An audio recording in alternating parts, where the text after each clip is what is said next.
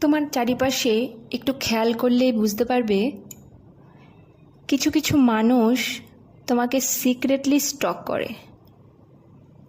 তোমার সাজ পোশাক, তোমার স্টাইল, তোমার নিজেকে ক্যারি করার ওয়ে, তাদের সব কিছুই ভালো লাগে, কিন্তু তারা কখনোই এটা সামনে থেকে তোমাকে বলবে না, অ্যাপ্রিসিয়েট করবে না এসে কখনো।